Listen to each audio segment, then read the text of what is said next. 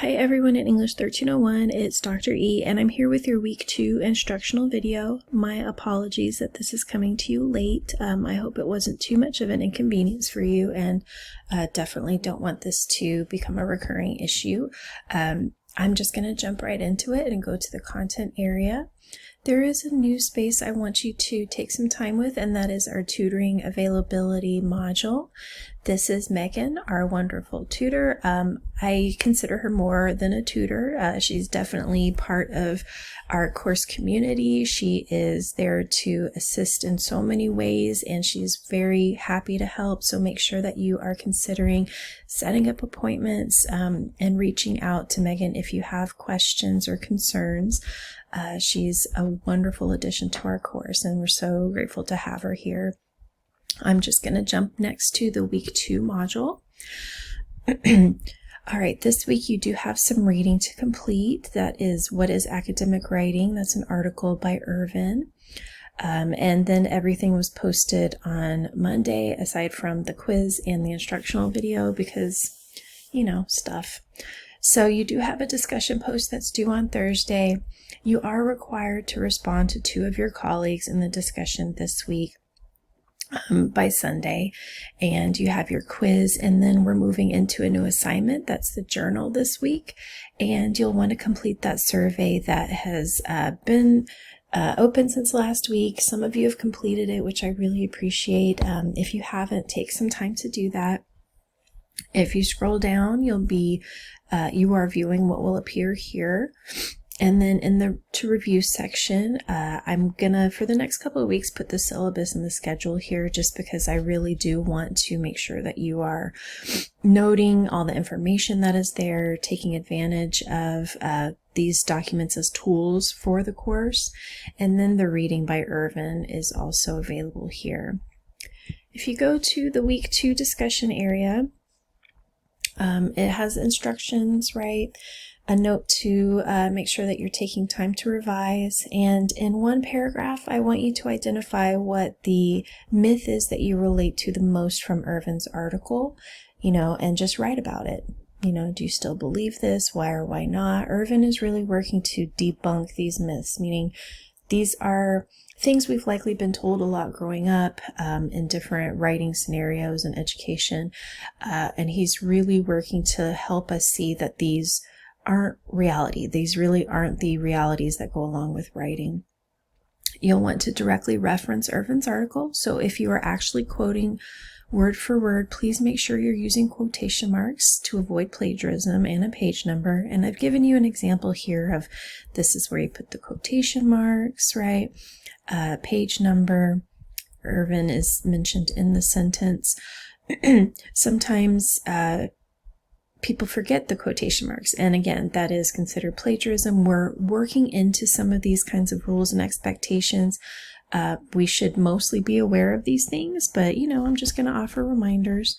You'll click Start a New Thread, and so enter your name here in the subject line and pronouns, and then click Post. And remember, when you're replying to one another, to actually click the post and reply within it to respond directly to your colleagues. Okay. You also have a food journal. That's an assignment that we're kind of easing into. We are in this semester, we're learning about writing, and we're reading about writing a lot so that we can internalize some of these things and continue in college writing, thinking about them. But we also kind of need a subject to apply those things to, those things we learn about writing. And so food is a subject that is pretty universal, right? We all eat in some way, shape, or form, whether it's celebratory meals or comfort foods or anything, just a daily meal. It connects us as people, but it also is something that really reflects our identities on various levels, right?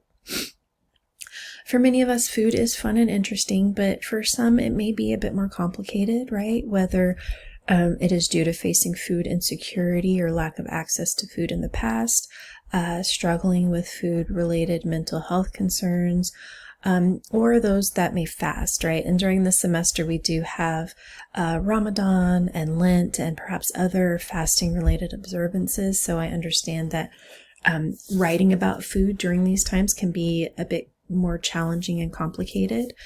So I've put here, please reach out to me in the coming weeks if there's a time when it's just a little too much for you, and we can talk about perhaps an alternative subject to think about with our writing. But of course, that needs to happen sooner rather than later in the week when we're working on something. So just keep that in mind. I want us to ease into our writing. We will have more formal assignments later with a video and a rubric and all of that. But just like our mind map, we're just kind of dipping our toes into our writing right now. So in 1 or 2 paragraphs, you want those to be full paragraphs. I want you to identify one meal you ate over the past week. 7 to 10 days, whatever. What was the meal? Why did you choose this meal? Does it have any significance, or is it your go-to? It's just really pushing us to write and to practice writing, but to also, put that writing in context, right? And thinking about food. And so I've given you an example paragraph below. That's not perfect, but it is what it is. And it's working to identify food in some way, shape, or form in a paragraph. Make sure that you're revising and editing your work before submitting. And then you have the basic template that you can download that's already in MLA format, or you can click the Google Docs link. It will ask you to sign in. If you don't have a Google account, you can certainly create one. And then you can make a copy of the template there, or you can download the basic template in Word format. Make sure you're uploading the document and making sure it's the proper document. I can only grade what you upload, and if you upload a blank template, that unfortunately is what will be graded, right? So make sure you're saving documents as useful names. So, Food Journal 1. Don't save it as basic MLA template or something like that. Make sure you're submitting as well. Remember that D2L will offer you a confirmation email when you've successfully submitted a document here. So just things to keep in mind.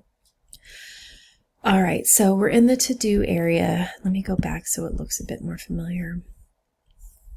So that is the week 2 discussion, the food journal. You'll click a link to the survey, which is private. It's only me that will be looking at this information. You don't have to sign in unless you want to, but just make sure you're offering your name so that you get the grade for it, right? And then you also have a quiz, and the random word for this week's quiz is going to be baking, just because I've been watching when I'm feeling a little off, baking shows are my comfort. So baking is the random word for the week 2 quiz, in addition to things from our reading and from this week. And then, of course, you have your week 2 checklist. If you have any questions or concerns, make sure you are considering that Q&A discussion post area. Thanks to those of you who have already utilized that space. If you see somebody's question and you feel comfortable answering it, by all means, jump in there and do it. Why not? I will be here regularly, so I can make any adjustments to answers that are given if they maybe don't hit the mark, but don't be afraid to try. And you can also post anonymously here, of course. All right, if you have any questions or concerns, like I said, post here. You can reach out to me. But again, take care. Good luck this week. Stay safe, stay dry.